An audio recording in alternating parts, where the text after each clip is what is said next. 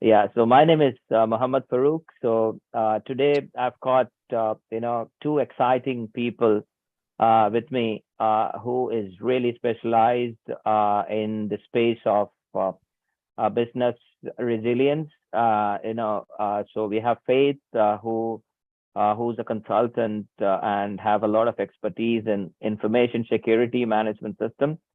And we also have Harish, who is a very well-known, regional business leader, and also he's got specialized in risk advisory and business continuity management system. So we'll be talking through, quite a bit in terms of these two areas. So before I get started, I would request Faith to introduce, and and Harish, if you can follow, so that would be great. Yeah. So over to you, Faith. Thank you very much, Farouk. Good evening, also good afternoon, good morning, everybody. Thank you so much for joining us. My name is Mweni Faith, as mentioned. I am a consultant with Sentinel Africa Consulting. It's a risk-based consulting firm based in Nairobi, Kenya, and also Rwanda. In Sentinel Africa, I'm the head of projects. Over and above that, I am a GRC practitioner. So in terms of risk, compliance, so business continuity, information security, data privacy, that's basically what I do. And I'm very glad for this opportunity and to be here in this session together with Harish. Thank you, Faith. Thank you, Farouk, to set the context here. Again, good afternoon or good evening. I think mostly people are in that particular region. I'm talking to you sitting here in Qatar, Doha, Qatar, where you are going to witness the biggest event in recent times, which is the FIFA World Cup. And I work in the Excelia office based out of Doha, and I work in the capacity of a consultant, auditor, and trainer in the space of risk advisory. So when I say risk advisory, it is the governance, risk, and compliance part within an organization where we help in terms of setting up processes, policies, procedures, and ensure that they have a mature framework to for resilience, and if anything happens. So, and I hope that we as a team would be able to add some value here in next 45 minutes and would be able to answer some of your questions. So thank you so much, and then look forward.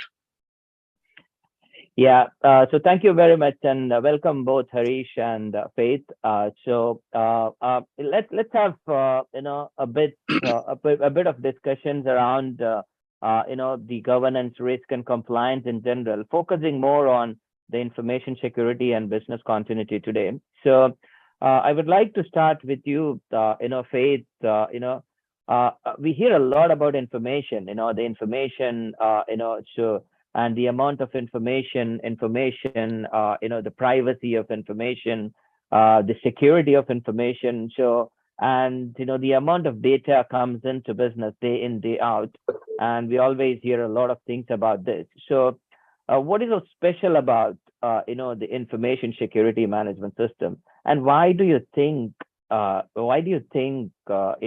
it is becoming a big thing for the businesses and organizations across the world? What do you think? Okay. And yeah.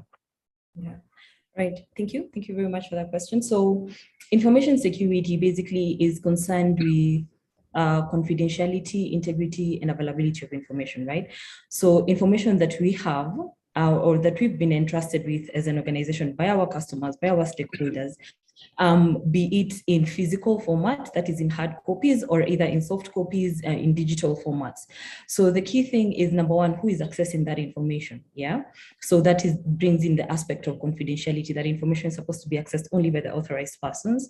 Then integrity, if the information is going to be modified, is it being modified by the authorized person within the authorized or the accurate parameters? And then last but not least, in terms of availability, this information, accurate as is supposed to be available to the authorized users when it is supposed to be available, when they need to access it. Yeah. And so when you look at it that way, then information security management systems become very important because they set the tone in any organization in terms of how we're going to approach confidentiality, integrity, and availability of information across board. So ISO 27001 is a very, very good standard that really has taken and borrows from other frameworks for information security around the world, be it NIST cybersecurity framework, just looking at what are the different frameworks that are adopted by different people in the world towards achieving information security. And then it has consolidated that into a set of practices that if you implement and you practice, you actually achieve a standardized and controlled environment insofar as information security practices are concerned. So ISO 27001 has mandatory controls and also additional controls that then you implement to strengthen this information security posture. And then why would I want to implement an ISMS against ISO 27001? Obviously, as you know, this is something that once you implement, you have to comply. This means you invite an external body to audit you and hold you accountable over the years. Basically, the implementation part is the first step. You have to keep complying and continually improving the environment over time. So then why would you want to do that? Looking at a compliance perspective, number one, you find that sometimes in regulators will quote implementation and adoption of ISO 27001 as an information security framework, something that has to be done. Other times could also be that you want to, onboard a particular client, and then they say, for me to entrust you with this information, I would want to be sure that you're cognizant of the information you have in your hands and that you have sound controls around information security. So also a client can actually, or your stakeholders can actually request such kind of an implementation. And this goes on to boost confidence and trust amongst your stakeholders. And then last but not least, something that I always like to point out is that these management frameworks actually help you to achieve standardization. Yeah. So anytime a user comes into the organization, they have to be granted access to our systems. Whether they come in January or in December, whether they find me or a different system admin, the process will be the same.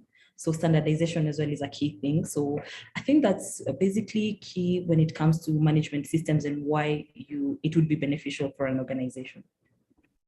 Yeah, but thank you, Faith. So that's quite insightful, and and I've got few more questions. I would come back to that. Basically, I'm also keen to understand a bit on the business side as well.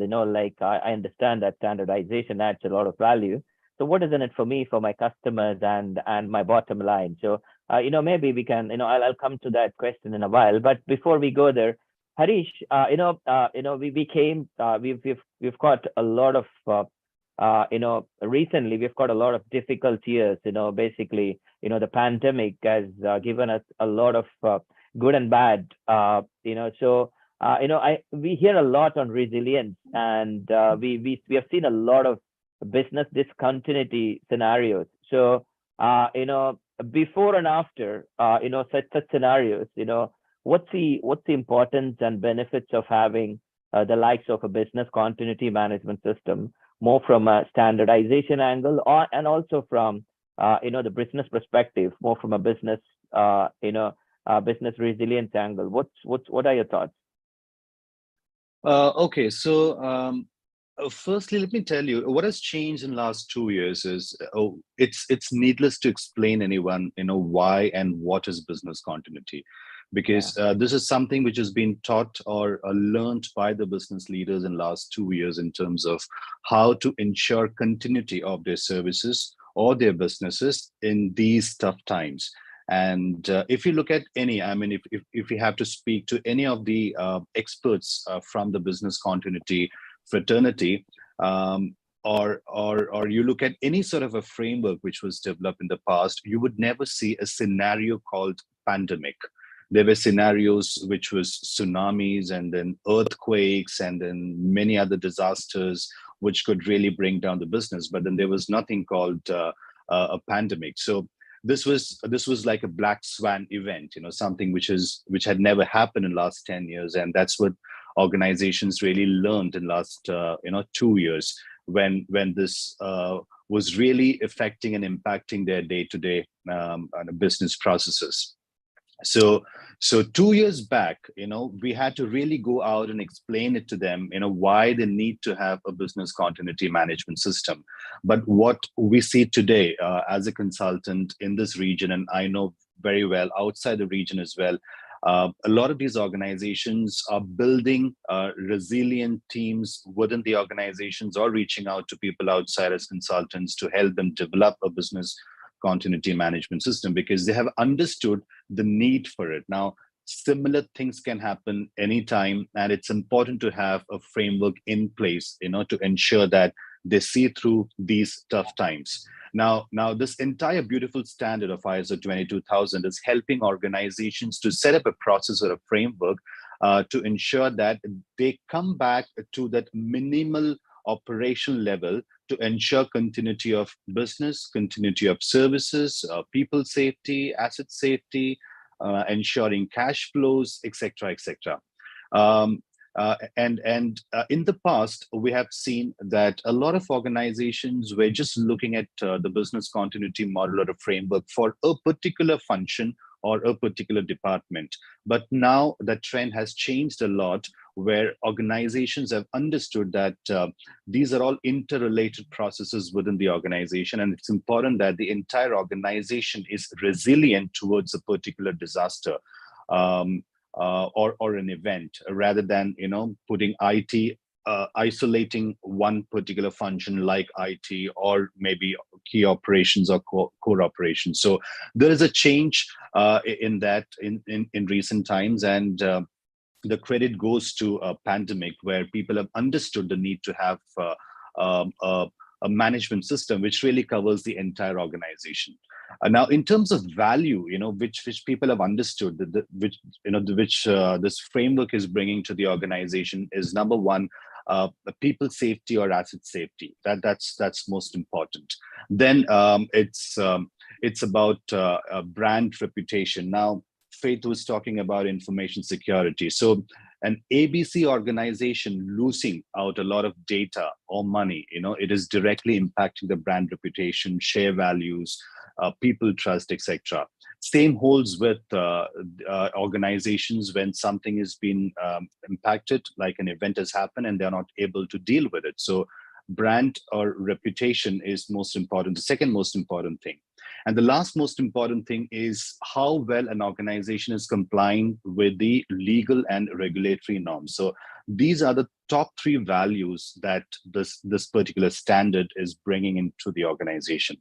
So yes, it's quite a logical standard, very well understood, easily explained to any client, and we as consultants, we discover a lot of these scenarios while working with clients, and it's really interesting to work with them, work on various scenarios based on the complexity of the organization or operations of the organizations, and implement a robust framework for business continuity management system. Oh no, that's really insightful, Harish. So I completely agree with the way you have explained this.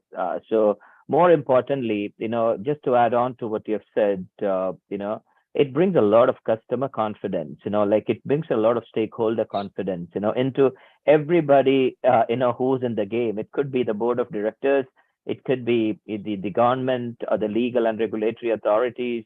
It could be the customers, it could be the suppliers, so, and, we've really seen, the supplier pre-qualification checklist, have been added with the information security and business continuity recently, big time. And I would say that's a serious maturity, within those areas. And, so, yeah. And, that leads me to my next question. In fact, I'm getting a bit excited about this, so, before we take a deeper dive into what does the standard says, and what is what kind of overlap we have. So if I have to, as an organization, if I have to get started, this question is to both of you, and you can choose who want to answer first. So it's basically, I really want to see, where do I start? Do I look at it as an integrated approach where I would start both of it, or I would say that, okay, let me get my data right, my information security, element right, then I jump into my business continuity. So what's your take? I would like to hear from both of you on this. So what is that? You think there's no right and wrong. I completely understand that. It completely depends on the context. But what is important for you as a business? But from a general perspective, how would you like to tell the audience? What's the right? What's the optimal approach, or what would you suggest or recommend? Mm. Yeah. Okay. Faith, would you like to start? Yeah. Yeah, right. Okay, that's fine. I can start also. So I think you're very right in saying that, there is no right, wrong way of approaching it. The key thing is this. Number one, what you prioritize could be informed by the kind of business you're in and the need in the market. Yeah.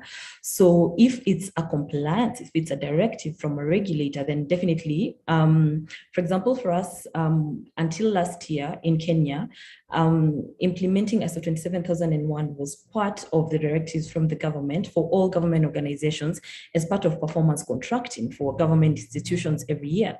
So you see, then if that is a directive coming from a regulator, for example, then that becomes something that you prioritize. And then as you expand and as you mature, you're going to find that the need for other management systems comes into play almost automatically. Yeah. So you can start off with, say, for example, business continuity. Yeah.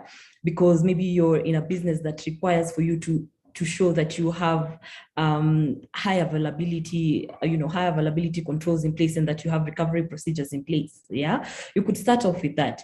And then as you continue and get, you mature your business continuity management framework, you soon realize that to manage risks from a cybersecurity perspective, and especially from a highly technology-driven environment, you soon realize that information security is key, because technologies come with vulnerabilities which you need to manage from an information security perspective. And so then that introduces the aspect of an information security management system. So I think basically where there is regulation takes precedence, but over and above that, the key thing is that you find at the end of the day, these management systems speak to each other very, very well. And the clauses tend to be pretty much more or less the same. And also the approach taken by ISO standards, the plan, do, check, act. Yeah, it's pretty much the same across all standards. It becomes very easy to marry them. But as you continually improve the organization processes, as you mature, then you start looking at opportunities for integration between different standards as deemed fit in the organization, I think. Harish? Thanks, Faith. So that makes a lot of sense. So let's just look at two scenarios here. A scenario where there is no mandate absolutely coming in from any regulatory body or anything, where it's purely the decision of the organization as in which one to choose first. Now in such a scenario, it's very important as in what sort of a corporate or IT strategy the organization has got.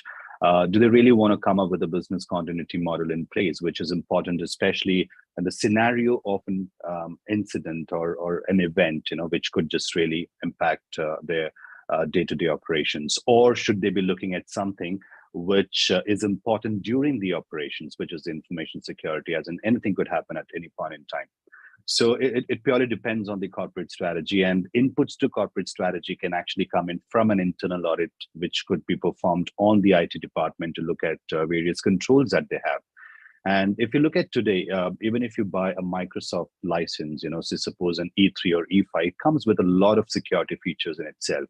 If your data is up on cloud, you already again come with a lot of controls in place. So more or less you're good, but then these are all provided by the vendors in some or other form. But then internally, you might not have the required policies and controls in place. So if the audit report says that you're okay with it, then obviously, there is a team from the IT to build on the controls. And parallelly, a different team, or could be a business team or a strategy team, can actually work on the business continuity management system. So it's not that the same team is working on both. Somewhere they both come together because there are some requirements or clauses which really overlaps.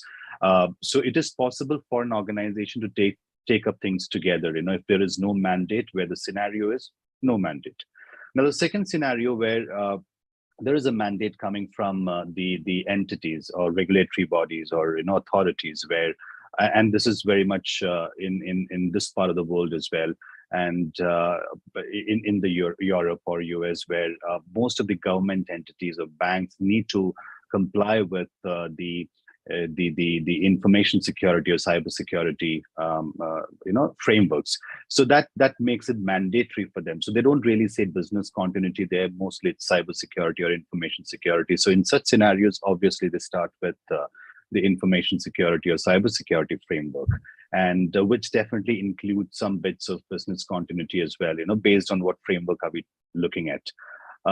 So these are two scenarios, and so yeah, again, if there is none, then it's like a chicken and egg story. Okay, which one to come first? But yes, I think if you think a little more logically, what is important is during operations, if something happens, then we should have a system. So maybe it's always good to have an information security framework in place first, and which definitely comes with some controls if you're working with some vendors like Microsoft or any of the cloud service providers. I think that makes a lot of sense. And, like I always used to think, when it comes to both these systems, take the names off, and it's important to have the data ready and, quality data ready before you establish anything big, right? So, but it doesn't have to be one after another. So, sometimes you do it with the other one. Sometimes you be ready and you stay organized, then you go to the business continuity, but you can always establish a stronger resilience or business continuity management system. And the first step can be always looking at your biggest asset of your business, which is data, right? So then look at that, get that sorted, make sure that that those have very good controls in place. So it's always it can be together, it can be separate, but end of the day, that leads me to my next area for discussion, which is if I have to, like I'm looking at implementing it, I'm deciding to go with both at one go or one after another. How do they support each other, or how do they connect or correlate? So when it comes to, I know that it has got the high level structure, both of them has got the high level structure where the clauses are more or less the same, but the controls as well as the actual implementation or the practicing the standard. So what's the role, let's say, what adds what value does it add to business continuity, and what value does it add to the information security side of things? So what do you think, Harish? Would you like to start first? Yeah. Sure. I was, as I was, saying a little earlier, that there could be multiple scenarios in an organization, and then one could decide to go with one of the frameworks first, followed by the other one. So in any which case, it's always important, always easy to bring both of these frameworks together. And there are sometimes other frameworks implemented in the organization, which is to do with enterprise risk or service management, if it's to do with the IT department. So if something is there, like a 27000 or 22301, it's easy to integrate both the standards together. There are some areas where it works very close. The first and foremost is understanding the context part of the organization. Now, this is applicable for both the standards, and it's very important that this particular exercise is very robust and precise, where the goods and the bads are understood of the organization, the strengths and weaknesses, etc., and what's happening around, within the context or technological environment, or the other contextual part of it. And then the other area where it really comes together is when we do a risk assessment, and so scenarios could be the same. A scenario that has to occur to an organization, and loss of data, loss of discontinuity of services because there is no data. So these are all interrelated. So it's important that when we look at these two standards, okay, here's a common area, and it should never be done in silos. So risk assessment is something that has to be done together as a combined approach for these two standards. And which is why today you would see there are a lot of automation around this area, where standards, when few standards come together, organizations should look at automating them, should look at integrating them. And these tools and softwares really helps the organization to take it to that level and look at it, from that perspective, instead of working in silos with different teams. If you look at one of the controls in 27001, which is A17, that talks about the business continuity, or business continuity in the information, from the information security aspect. So that's something that actually relates with the business continuity standard itself. So there are some of these common areas where both things come together. Also in terms of creating an emergency response team or a crisis management team in case of something. So a crisis management team for IT in information security and a crisis management for IT for the business continuity perspective could be the same. So whenever an organization decides to go ahead or integrate these two standards, it's important that the right kind of steering committee or champions are formed from all of these departments, especially from the IT or technology, because today, the entire data sits with the IT or with the technology. And then they should actually look at implementing this particular framework and ensure monitoring and continual improvement. Faith, if you would like to add in something to this. Yeah, thank you. I think you covered it well, pretty much. I like the fact that the risk assessment phase definitely stands out, because when you're looking at continuity risks, obviously you cannot ignore information security risks or technology risks, because something like a ransomware attack that encrypts your servers both in the primary site and the disaster recovery site, then that affects availability, which ideally is, it's affecting continuity of the business and operations. So that's very good. The other key thing also I like is how the standards marry, and especially even with 22301, looking at clause 8 in operation, 8.3 specifically, where you do the selection of the strategies, right? So you've done your business impact analysis. So the business requires, a recovery time objective of say 15 minutes. And then you do a risk assessment, which determines, what are the strategies we need to select. At the point of selecting strategies, I find that information security management systems, that is ISO 27001, comes into play strongly, because part of that is looking at, controls that are preventive in nature, controls that are detective in nature, and also controls that are, you prevent, you detect, or respond. Yeah. So basically,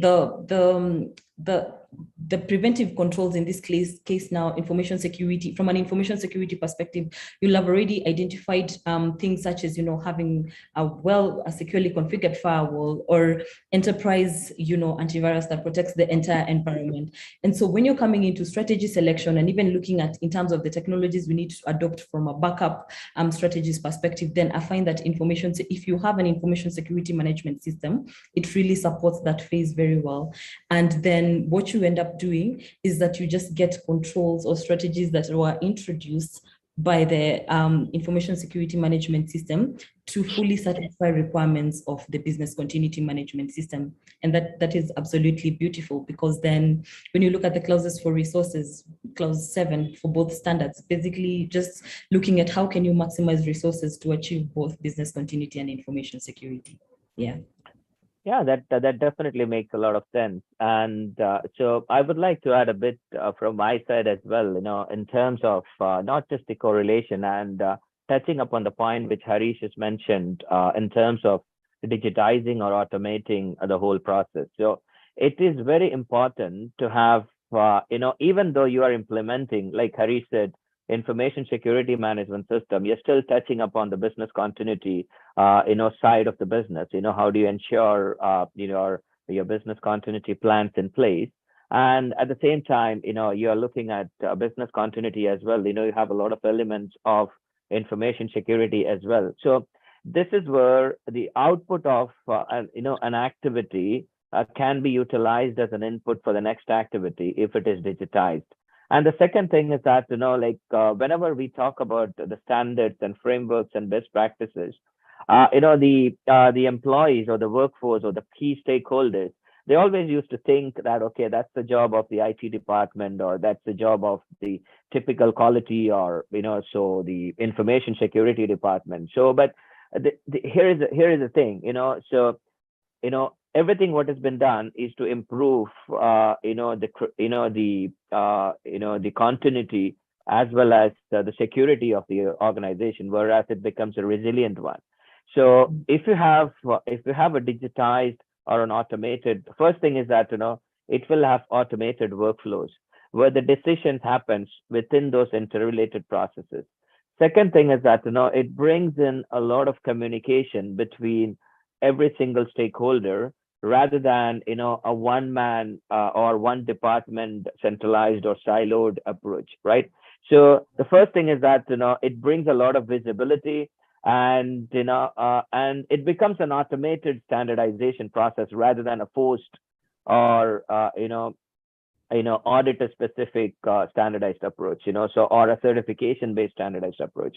So having them automated would add a lot of benefits. So the biggest example is, if you're preparing a statement of applicability, right, you don't have to create a manual one. All you have to do is that you have to complete your risk assessment, and you would look at all your existing controls and the new required adequate controls. Once you complete that exercise, you should have, if you have an automated system, you should have your statement of applicability where all the controls which are applicable to your existing business, if you have not identified as part of your risk assessment, they're not applicable to you, because, you don't have to, make them applicable just because the standard wants you to. Right. Similarly, there are so many areas. Let's say another one is basically when you run your business impact analysis, right? So you do your business impact analysis. The old days, it used to be, the standard structure of having a templatized Excel sheet, right? So you do your process-based impact analysis. You do your product and service-based impact analysis. You do your, technology space or the asset space impact analysis. But how is it connected to each other? Can I map my process to my assets? Can I map my people to my processes? So I think these things are very, very important. So it's important that, you think of the digital aspects, and where you can make sure that, so the impact of such initiatives are getting the best out of the entire organization, right?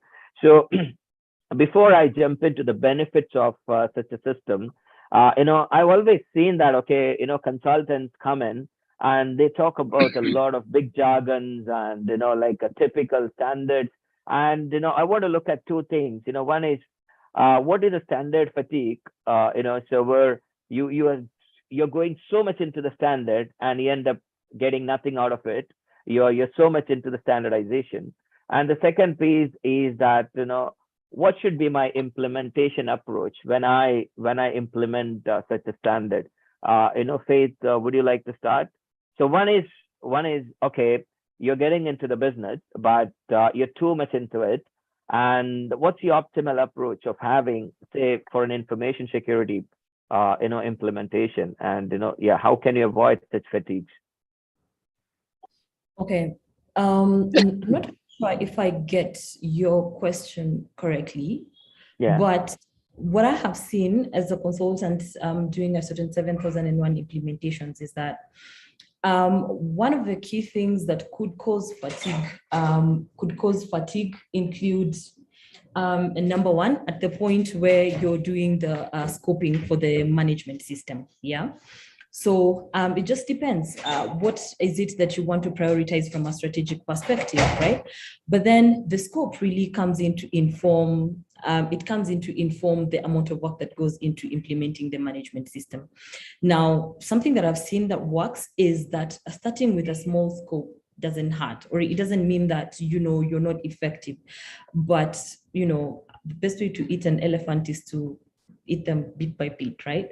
So start with a small scope, and then you can continually improve over time. The beautiful thing about ISO 27001, ISO 22301, and all the other ISO standards is that they talk about continual improvement versus perfection. So it's not about you getting it right the first time. And it doesn't matter the number of non-conformities that you may have. The most important thing is to actually start, right? And then after you identify non-conformities, you continually improve over time. Part of that improvement is that it allows for you to even expand the scope, extend it to cover other branches. And this way you find that you entrench the culture into operations day to day. It becomes easier when you start with a small scope versus a very big scope that requires very many stakeholders. Everything is everywhere. Nobody knows where exactly to start. That is the first thing. And then also the second thing I believe is to start early. It's easy when you have operations, say, of like you have 50 employees and you've not adopted, very many branches and very many complex processes and systems, that you actually introduce these frameworks early on, because it becomes even more, it becomes more complicated the more complex an organization is. So the thing is, that this is something that is going to benefit you. So start now, start small, start with what you have. You find that at the end of the day, the key things that you need is, as long as you have top management's commitment and support in terms of providing the resources that are required, then it makes the entire process very seamless, I think. Yeah. Yeah. Harish, what's your take? Almost the same, what Faith says, but yeah, just to add on a couple of things here. Standards fatigue, or how if you want to put it across, as in they start off with something and then somewhere in the middle they feel that not something we really want to do, or they're getting lost somewhere.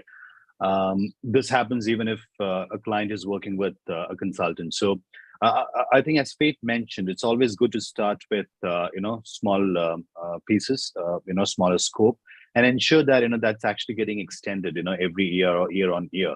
If they're going for certification, surveillance audits, and then obviously there can be a scope extension to add more.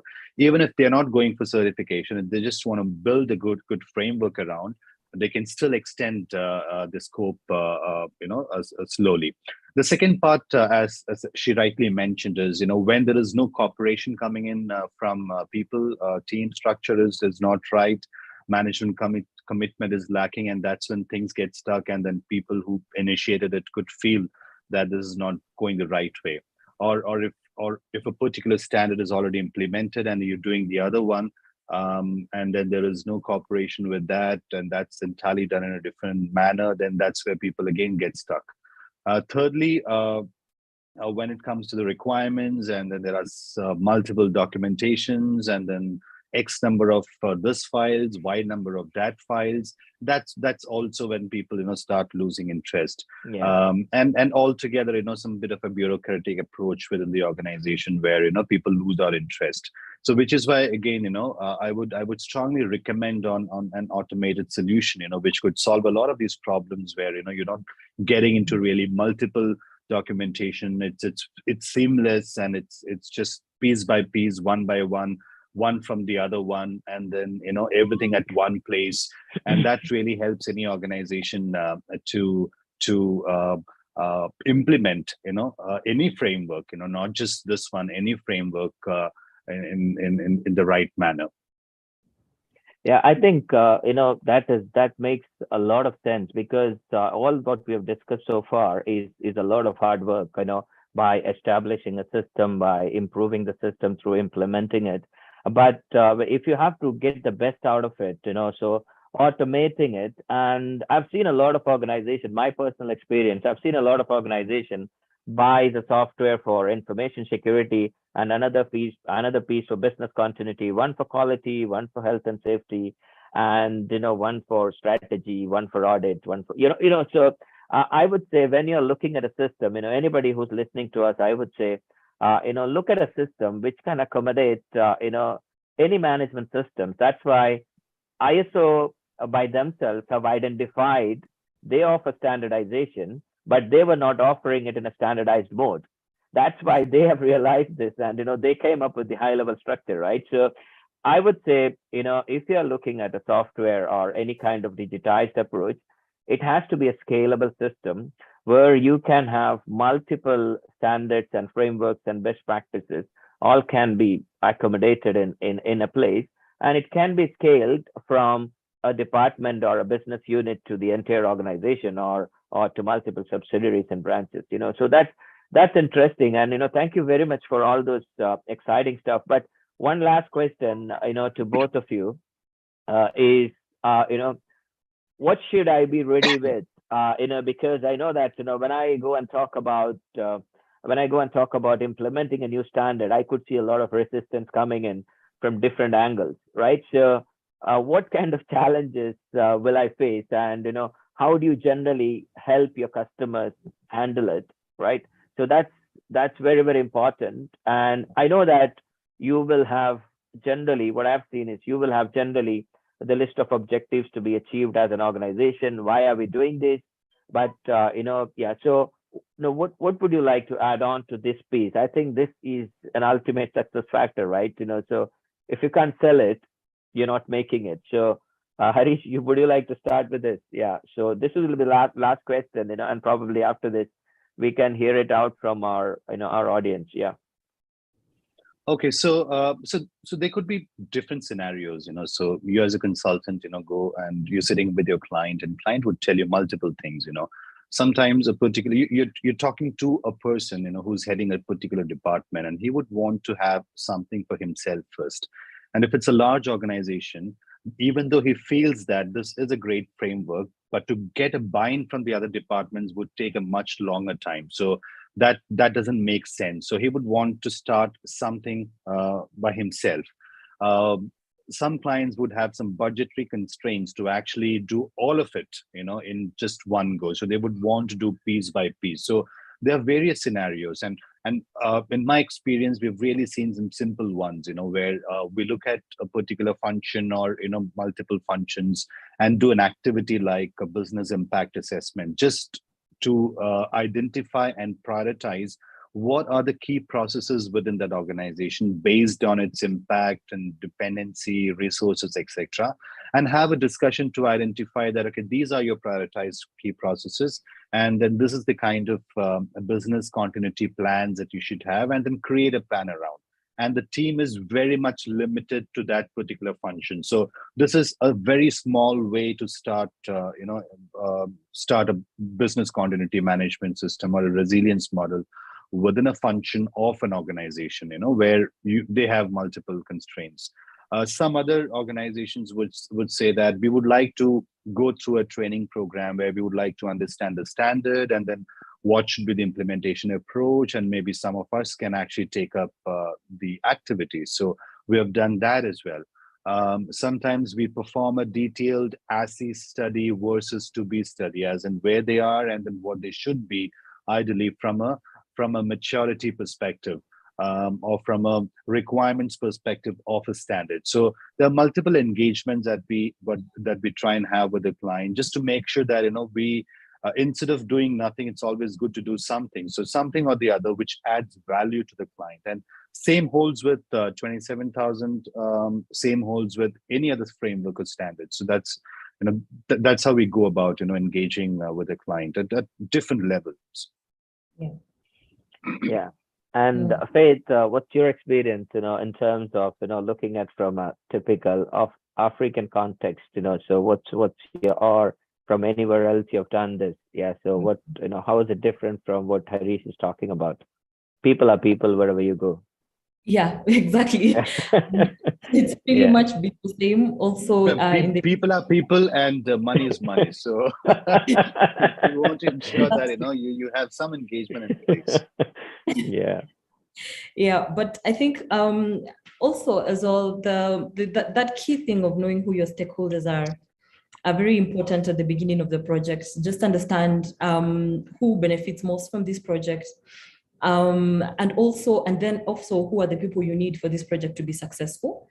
And then even as you go into the project and start by, as Harish mentioned, in terms of as-is versus to-be, it is very important, because you realize, and especially from ISO 27001 perspective, when you have settled on a scope, it may be a scope that maybe affects systems in a particular department, but not others.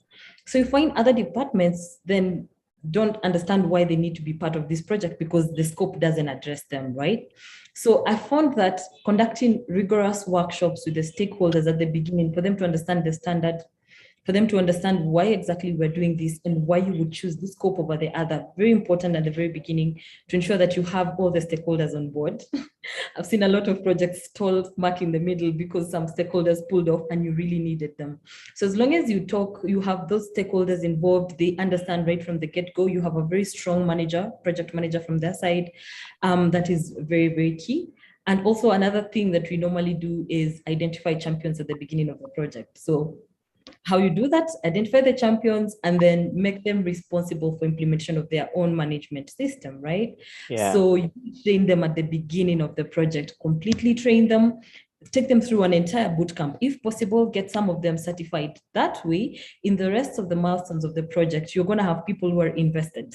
They actually want the management system to be successful. They understand why it's important to the business and they will commit to it. So I've seen that definitely works, but something that you can't ignore, of course, again, top management commitment, because after all is said and done, you need them to conduct management reviews. You need for them to approve risk treatment options. You need them to look at results of internal audit and corrective action. So again, management, again, also they're the ones who release the money. So definitely top management commitment is key, again, involving them right from the word go and all through the gates of the project. Yeah, that's really interesting. And like if I were your customer, I would say please avoid all the jargons you're going to be using throughout your exercise and making sure that I'm not pulling the plug in between because I don't understand you. So so that's something because the maturity level of different markets are completely different, right? So before I go on and talk a lot about this, please, if you have any questions, please type them here so that Harish and Faith can answer them or whatever little I know. So I can add a bit more on that as well. So if you have any questions, till the time we have any questions coming in, I have a few more, and Harish, one interesting thing I always hear about business continuity is again the chicken and egg situation where people ask, do I do my business impact analysis first or do I do my risk assessment first? So what do you do with it? What's your take and why? Okay, fine. So when we look at the business continuity management system, there are two types of risk assessment that one has to perform. All right. Yeah. And the first one is a high level risk assessment, which is in 6.1, and that's same with 27001 also, which can be integrated. So that's a very high level, as in what could go wrong if something goes wrong and what stuff like that at a very high level, not really process level. We need the second risk assessment we need to perform after we do a business impact assessment. And so the newer version of the standard is very clear about it. And the clause, the sub clause, which is 8.2.3, that is actually for risk assessment that comes after the prioritization of processes via business impact analysis. So once we identify what are our critical services, we perform an assessment and mitigation plan based on that, which really helps us to come up with continuity strategies and continuity plans. So as a matter of fact and a good practice, we work with clients on performing BIA first and then going forward with the followed by business continuity.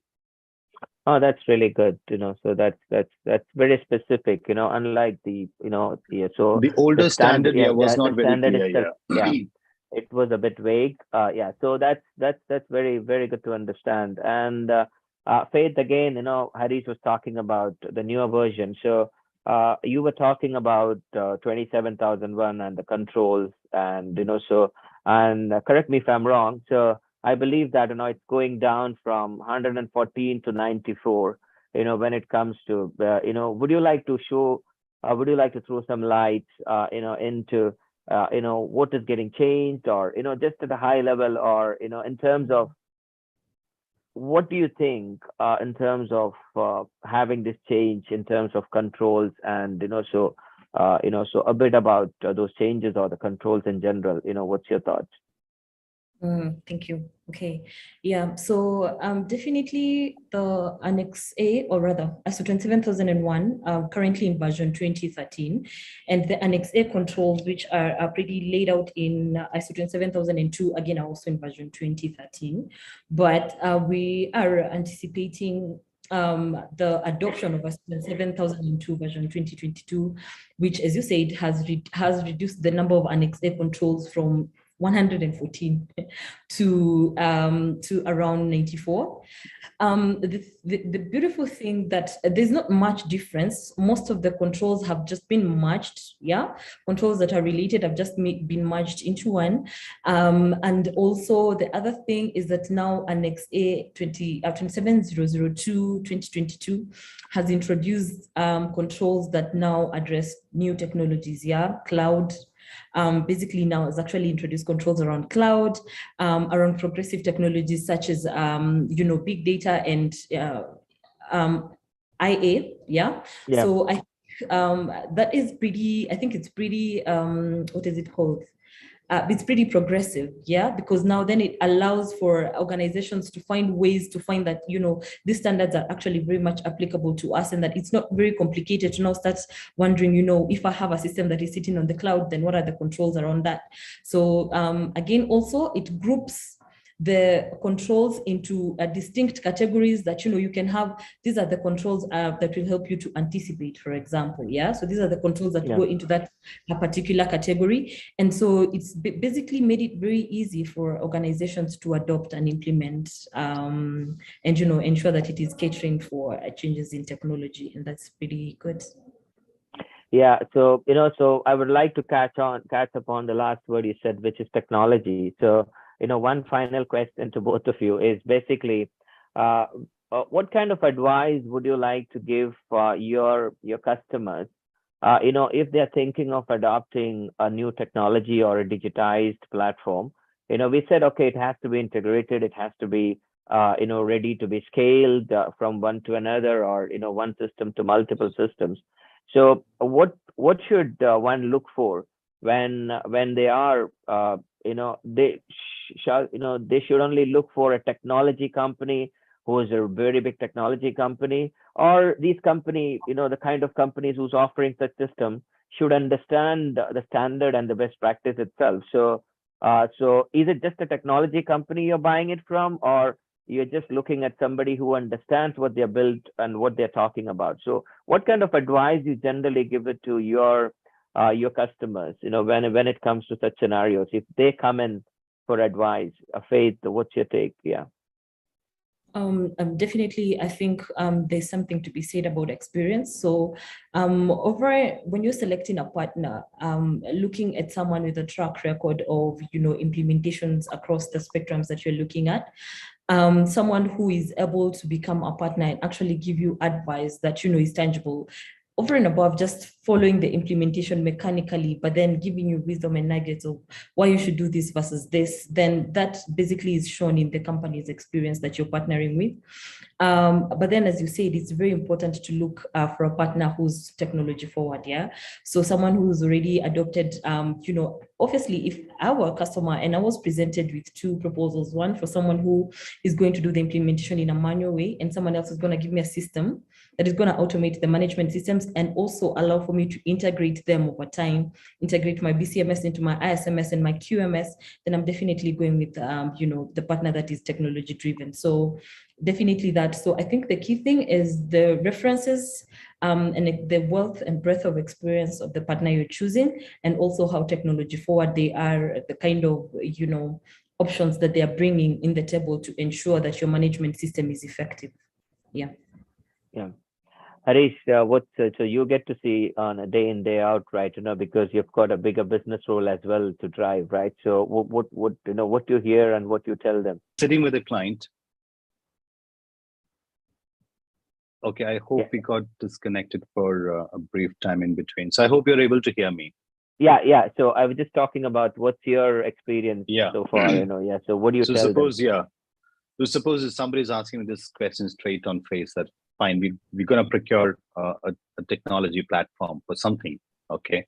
So we tell them that, make sure that, their security features are good, number one, and number two, they're resilient in terms of their product and services and as an organization. So these are two things that is most important, when we look at any product or any technology product from a vendor or a partner.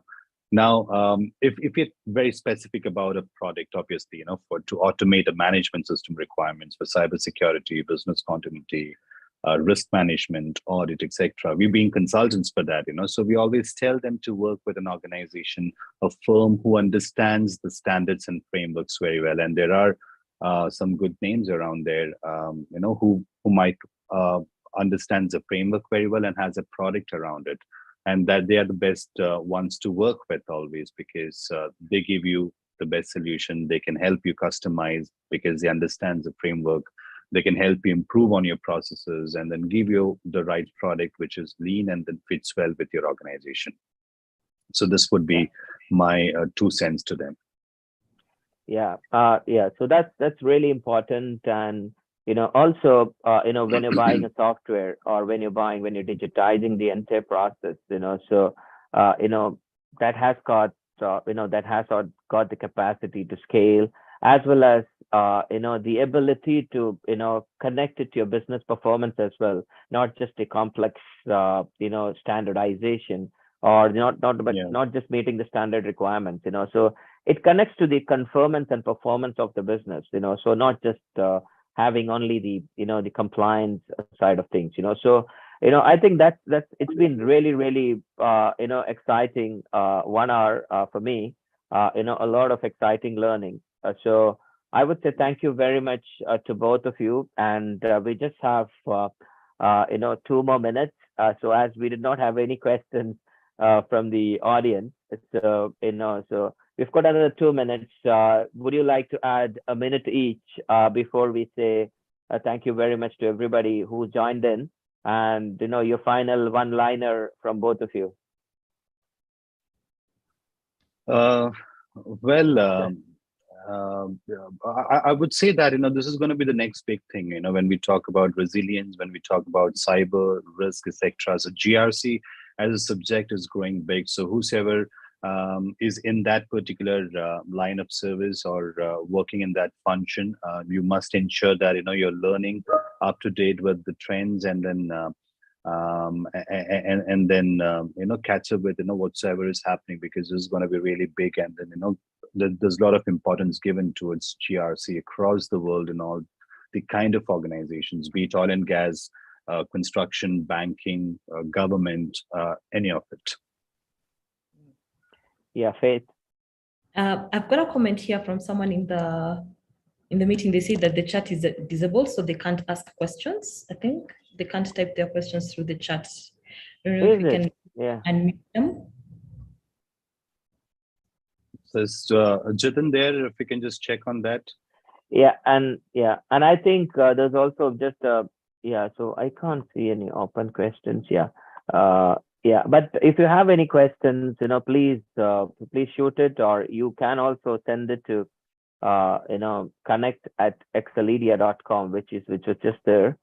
But if you have any questions, so now we can take it quickly, and before we wind up.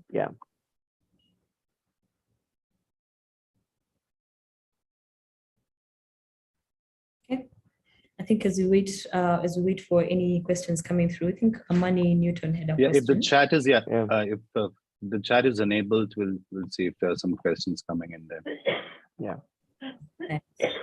Well, I think for me as well, just to say that failing to plan is planning to fail, and taking it quite literally, then you find that whenever you're in a situation where you actually are being proactive and looking at these scenarios, you find that it definitely leads to you planning and a good way to ensure that you achieve this. Either you're looking for to achieve resilience, or you want to have a very good and strong information security posture. You want to have quality processes implemented across the organization. Then you find that ISO standards become a very good place to start, and especially where you just want to put your house in order. Of course, you don't want to be caught whenever there is an issue. And then that's when now you're planning for resilience. Yeah. Yeah. COVID-19 really taught a lot of people that that you really need to plan in advance. You need to know that remote working, and how do we afford that? How do we allow for our staff to work remotely? Because that was definitely a key learning. So when you look at it broadly, definitely ISO standards are a good place to start. It's the way to go, and implementing them in advance then ensures that you're prepared in case of any incident or event. So thank you very much, both of you. And, so before we wind up, my only comment or one liner for, all of us would be, this is the first step to become proactive, and becoming, and making sure that, we have established something which is really exciting. I think there's one question which has just come in. So, the question is, what does ISO 27001 certification signify in terms of risk assessment? With this certification, is it safe to ignore the other in the case where there are no regulators? So I think so Harish, so would you like to have a quick chat on this? Faith, would you like to answer? Okay, sure. So what does ISO 27001 certification signify in terms of risk assessment? Okay, so number one, ISO 27001 allows for an organization to formulate, first of all, understand internal and external issues that could affect the organization, as well as risks and opportunities in clause 4, understanding the context of the organization, right? And then when you move on to clause 6, where you plan, it actually allows for you to plan for identification of risks and opportunities and how you're going to react when you're presented with such situations. So from a risk assessment perspective, ISO 27001 allows for you to formulate a framework to identify, analyze, prioritize, and treat risks that affect confidentiality, integrity, and availability. Yeah. And then you go on to conduct the risk assessment and come up with treatment options that then you track over time to ensure that that has been rectified. So that is basically what it does. And when you look at it broadly, then it basically just means that you mitigate against broader risks from a financial perspective, where maybe you don't meet a particular regulation, and then you end up in litigation where you have to spend money or you lose money, through a cyber attack, and then there are all the other regulators that are fine. You have fines being imposed on you because of that particular incident. It could also be from a reputation perspective, right? Because in the minute that such an incident has happened, then as a customer, I no longer feel that my information, or my money, or my business is safe in your hands. So also it helps to mitigate against reputation perspective, as well as ensure continuity of operations. Yeah. Yeah, I think just to add on to what you said, it is really significant. It is one of the most significant element of ISO 27001, and different regions does it different ways. Different size and shape of the organization does it in different ways. And I think the most preferred way in across the world is you identify your assets and like your critical assets, and then you identify the core risks against them, and then you do the assessment and where the impact is assessed really well. And also you look at your existing controls, and this is where you get to have a look at the controls, right? So yes, it is one of the most important element of the entire ISO 27001, but it is the purpose of implementing or having ISO 27001 doesn't serve the purpose of having an ISO 22301, which is business continuity. So we cannot say having one, I can ignore the other one, But so it's always having more and in a more optimized manner would make you more more confident and more powerful and more resilient in general. So having one is the first step, and even having one at a steady level, then implementing it at a detailed level, year one, year two, that's a steady growth, right? So, but at the same time, adding another certification on top of it, so would make you more powerful. And just to add on to one more thing, there are so many countries in the world, who just go for an implementation and they don't even go for certification, because what they care about is to have an efficient process and strong bottom line in place. So it's improving your business in general, but it's not about just having certification. It's the most important thing is to have efficient processes in place, which in turn improve your business bottom line, or your business services in general. Yeah. So I think if you have any more questions, please drop in to connect@excelledia.com. And if you don't have any further questions, I think let's just wait for. Okay, there is one more question. So if before we wind up, so what are the specific requirements of ISO 27001 in regards to business continuity under A17? So do you want to go detailed into it, or do you want to yeah, so Faith, yeah, or Harish, you want to take that? All right. I think the question is, what are the specific requirements of ISO 27001 in regards to business continuity? So let's not look at the business continuity part here. So what A17 talks about is the information security aspects of business continuity management system. So this is very specific to the continuity of information security. So if in case of a disaster, you have your data at a data center, and then that's something that you would like to secure. So, in terms of a disaster, how do you ensure that your data at a data center, wherever it is, or other documents and stuff like that, which could be hard copies and all that, how do you ensure? So that aspect is what is looked at under the A17 control of 27001. But business continuity as a whole is really big, so you suppose you're talking about a construction firm. So A17 talks about only the information security part within that construction firm, but the construction firm could have processes, multiple processes relating to design, validation, construction, suppliers, materials, etc., etc. That part is not addressed there. This is only to do with the information security part, which gets addressed in the A17 part. So that's the only correlation between business continuity and the A17 of 27001. Yeah, absolutely. Also, additionally, the expectation of that control is also that if the security controls that you have in your primary site are supposed to be transferred to your disaster recovery site. So in the event that you're operating in the primary site, you have a firewall, you have a SIEM tool that is monitoring the environment, you have authentication, is centralized. There are very good policies around how do you access systems.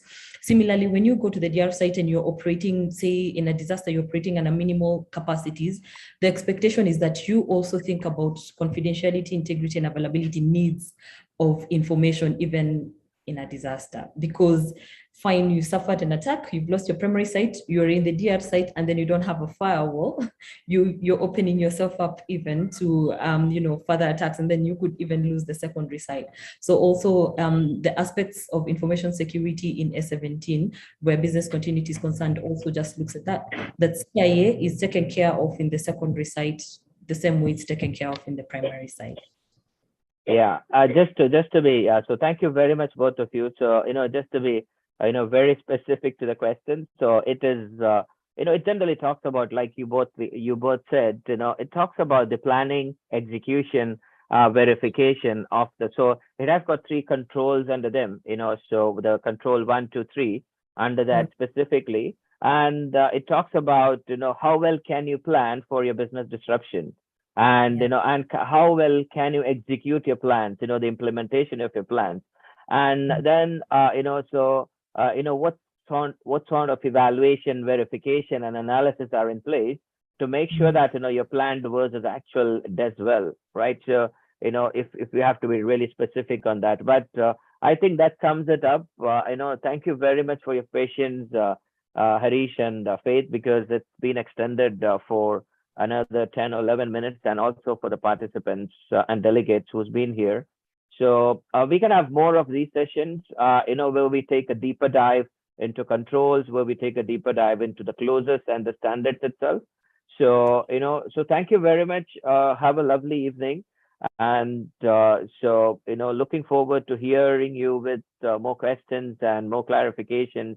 So that's it from our side. Thank you. Thank you very much. Thank you, Harish, and thank you, Faith. Thank you.